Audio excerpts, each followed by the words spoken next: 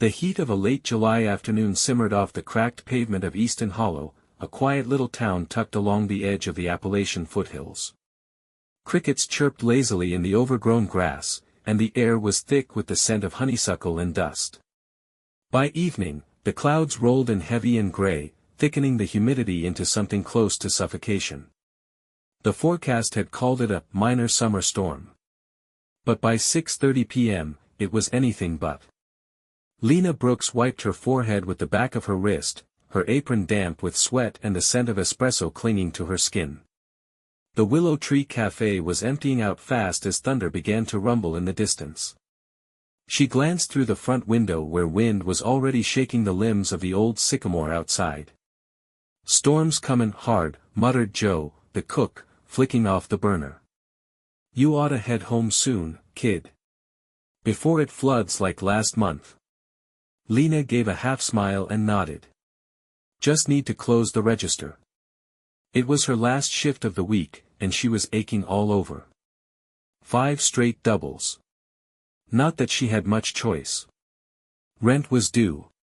Her mom's medical bills weren't going to pay themselves. And college, well, that dream was on pause for now. At 23, Lena was the kind of girl people called sweet, often in that patronizing way that suggested she was too nice for her own good. She never said no to a shift, never sent food back, and always remembered the names of the regulars, even the grumpy ones. There was a softness to her, but it wasn't weakness. It was something stronger. She knew pain. She just carried it quietly.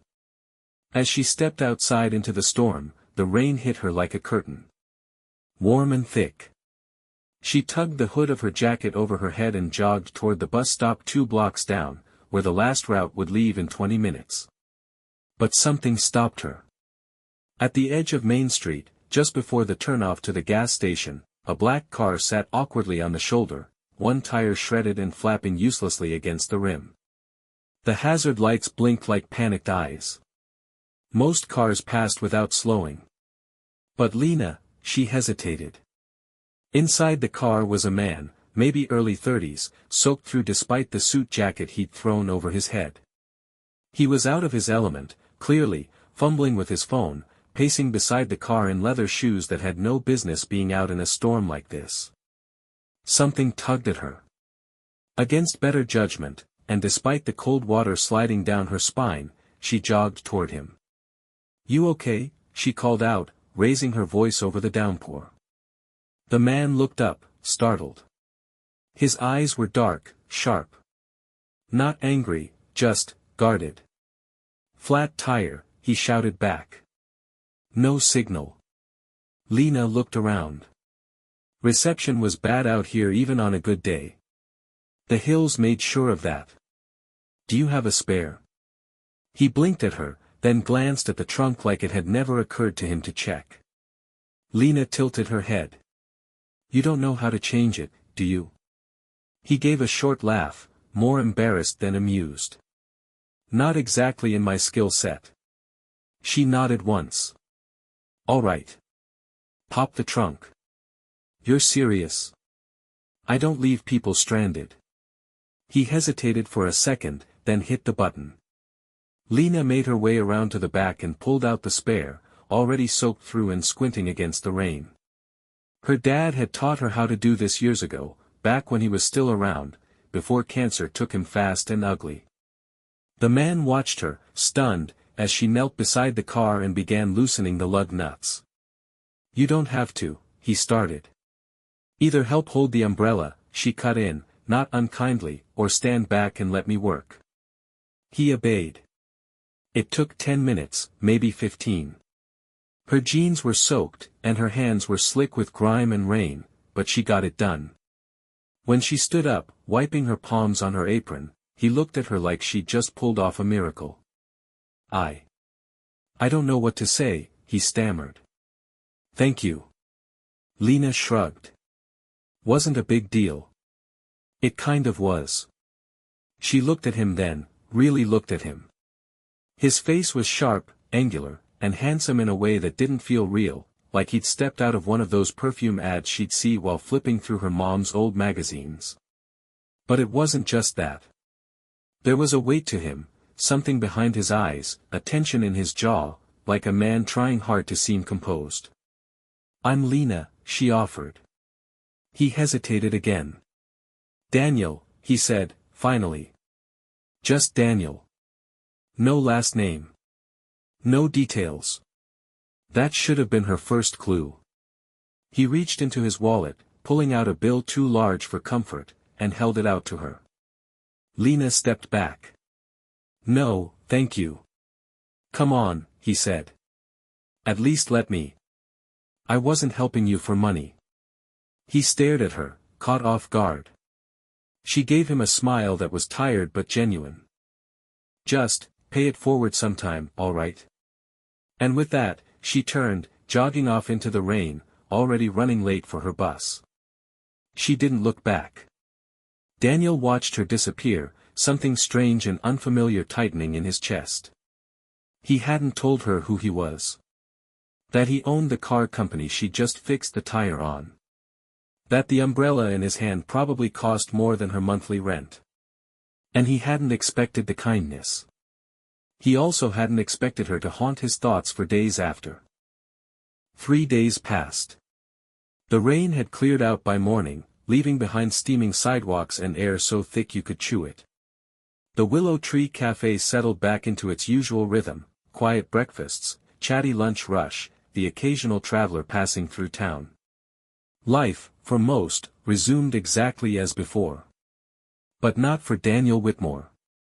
Not for the billionaire tech investor who'd stood in the pouring rain with a flat tire, stunned silent by a girl in a soaked apron and muddy sneakers. Since that night, Daniel had replayed the moment over and over, her voice, calm and steady, as she told him to pay it forward. The way she looked at him, not with pity or awe, but with a kind of no-nonsense kindness he wasn't used to. People didn't talk to him like that. Not anymore. He hadn't told her his last name for a reason. When people knew who he was, they changed. Smiled differently. Flattered more. Either that or they hated him on sight, lumping him in with the arrogant rich guys who threw their money around like candy. But Lena hadn't known. And that was what stuck with him most. Her kindness was real. He'd come to Easton Hollow on a whim, needing to clear his head after a brutal series of board meetings and a PR scandal he hadn't asked for. His company, Whitmore Dynamics, had grown too fast, and the sharks were circling. His advisors told him to lay low, let it blow over. But Daniel had never been good at laying low. So he drove. No assistant. No private jet. Just an old road trip playlist and the ache in his chest that came from too many years of being surrounded by people who wanted something from him. And then came Lena. She hadn't wanted anything. That was what made her unforgettable. Back in Easton Hollow, Lena returned to her quiet routine, though a small smile lingered on her lips more often than usual. She hadn't thought much about the stranger, other than the satisfaction of helping someone out. That was just who she was. She'd grown up here. This town knew her, the girl who dropped out of college to care for her mom, who cleaned houses on weekends and waited tables 6 days a week. She was the one who brought cookies to her elderly neighbor on Thursdays and left quarters in the laundromat for strangers who forgot change. "Your head's in the clouds," Joe teased her as she cleaned a coffee spill from table 4. Lena rolled her eyes. "It's called being tired, Joe." But that wasn't true. Not entirely. She found herself replaying the flat tire moment too, not because of the man himself, but the way he looked at her after she refused the money. Like it shocked him. Like maybe no one had ever told him no before. Still, she moved on. She had to. Rent was due, and her mom's prescriptions weren't going to pick themselves up. Daniel didn't move on. He had the car towed the next morning, didn't even drive it back to the city. But instead of heading home, he checked into the small inn just off Main Street under a different name, something he hadn't done in years. He told himself he just needed a few days. Some air. Some quiet. But the truth? He wanted to find her. Not to bother her. Not to sweep in and play hero. He just wanted to know more. To understand how someone like her still existed in a world like his. He started small.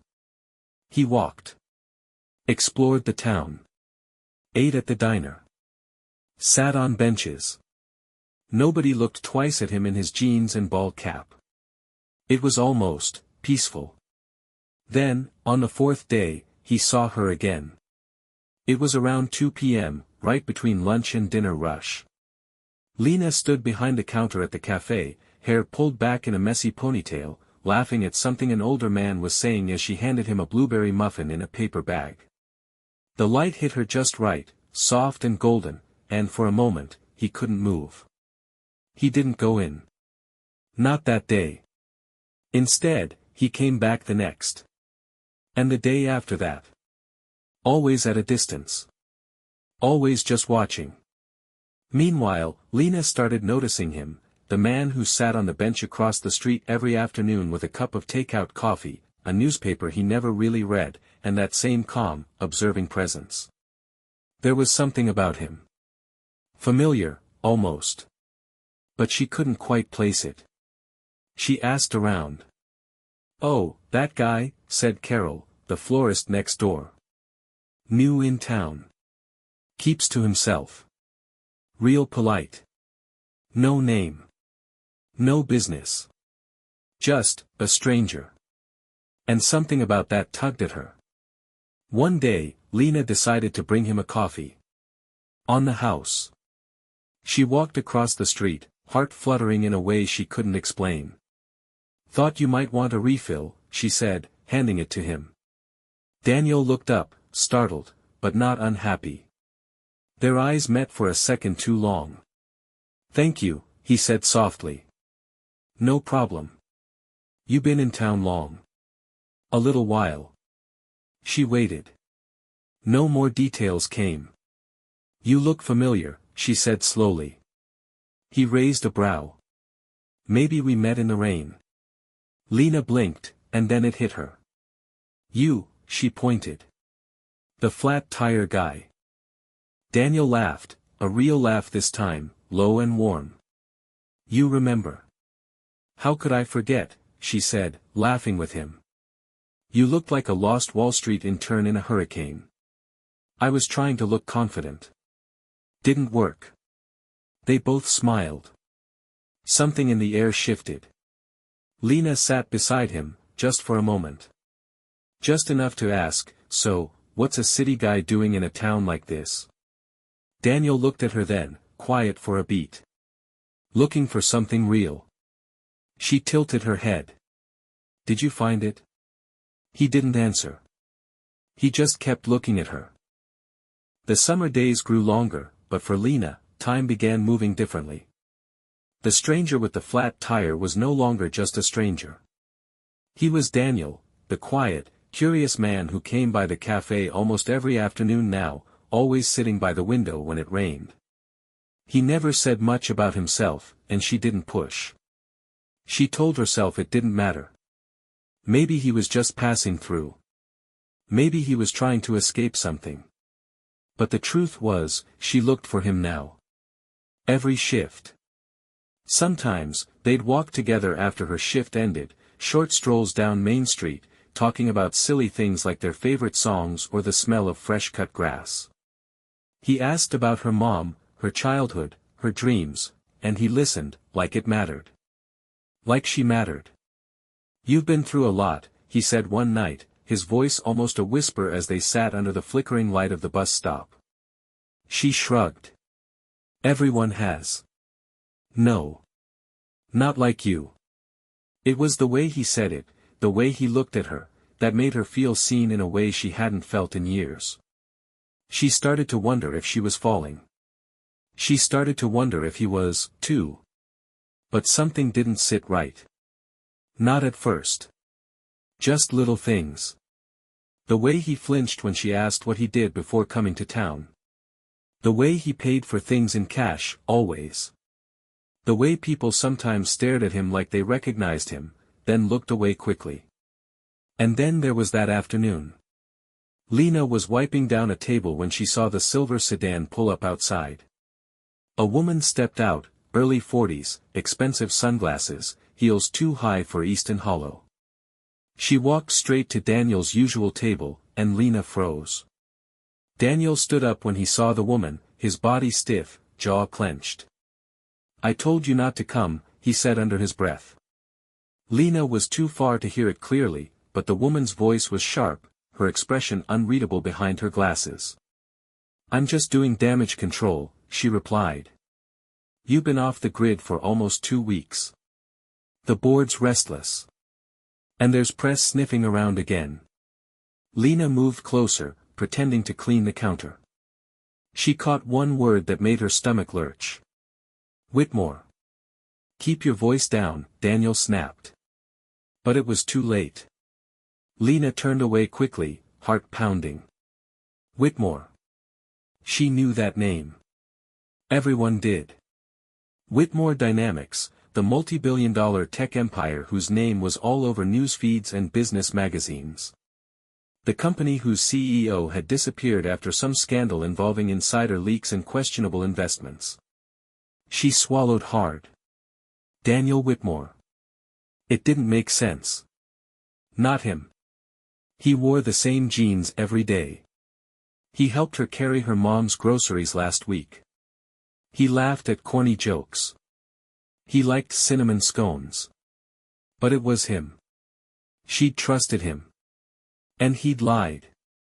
That night, she didn't return his texts. The next day, she called in sick. By the time she returned to the cafe, he was gone. 3 more days passed before Daniel finally knocked on the back door of the cafe, near closing.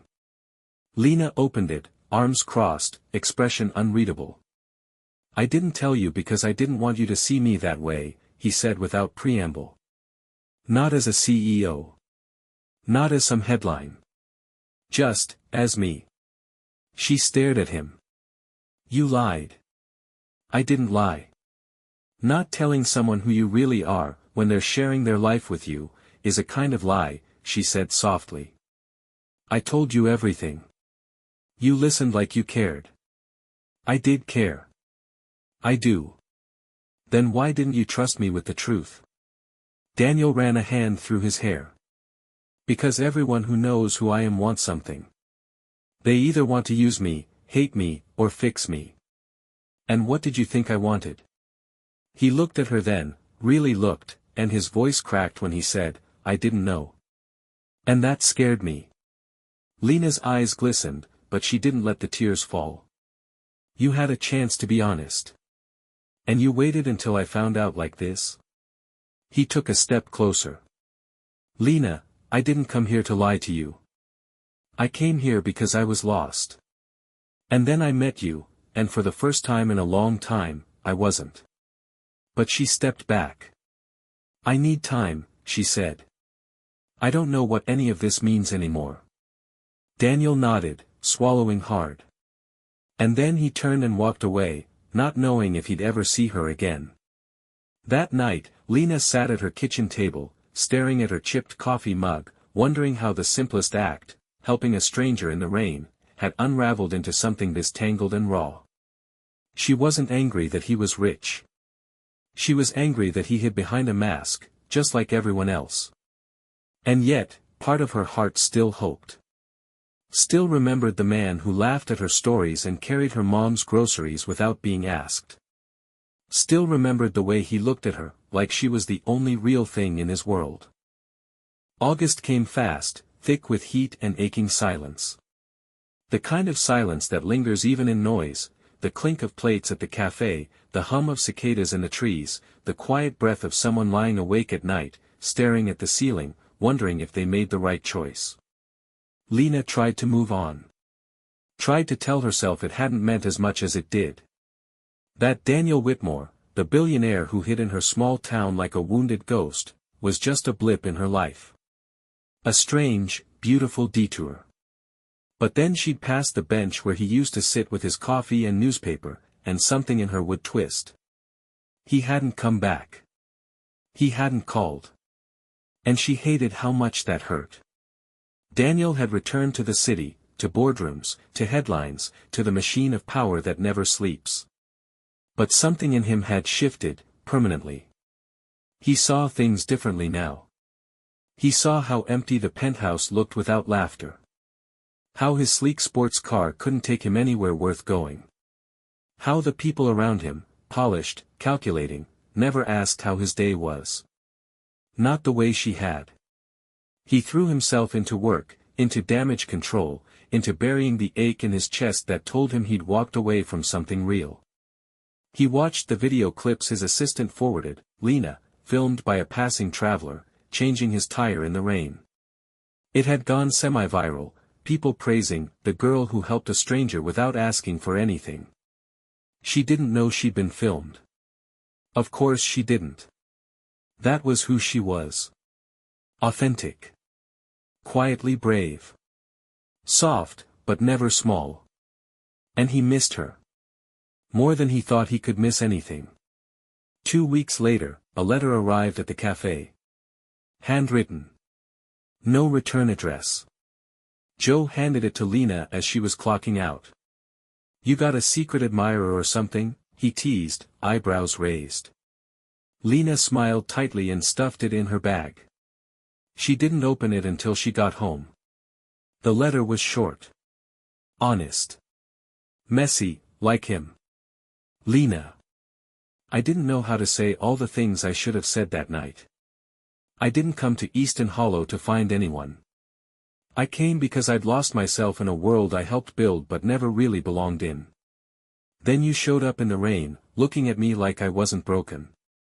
Like I was just a guy with a flat tire. You didn't want anything from me. You helped me because that's who you are.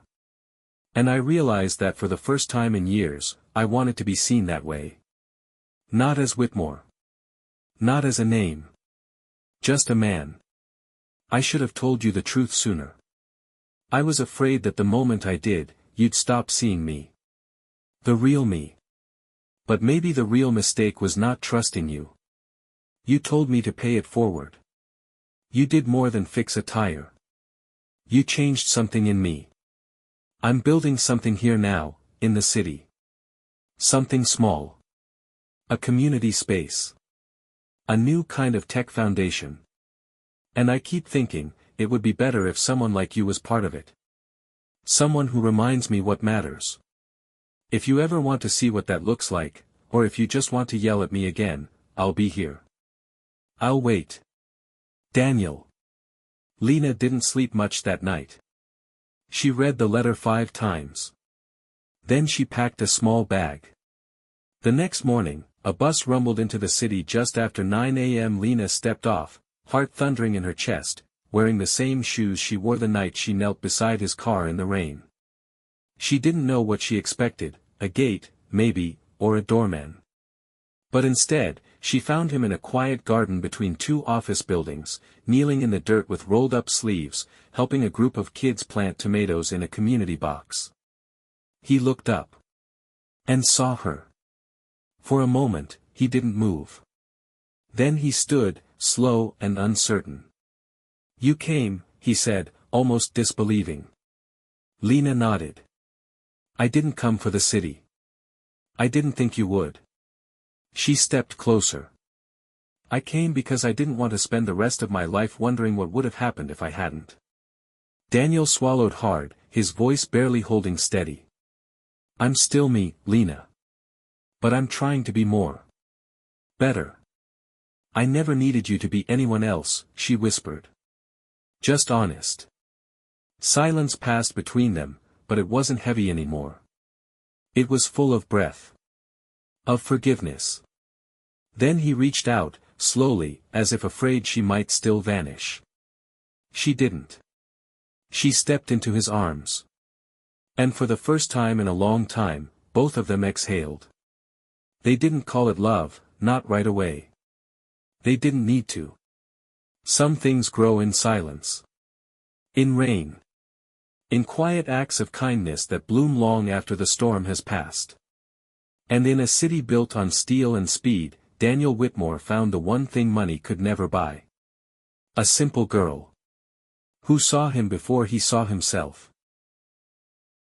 If you enjoyed this story, don't forget to subscribe, like the video, and share it with your friends. It really helps the channel grow, and I truly appreciate it. Thank you.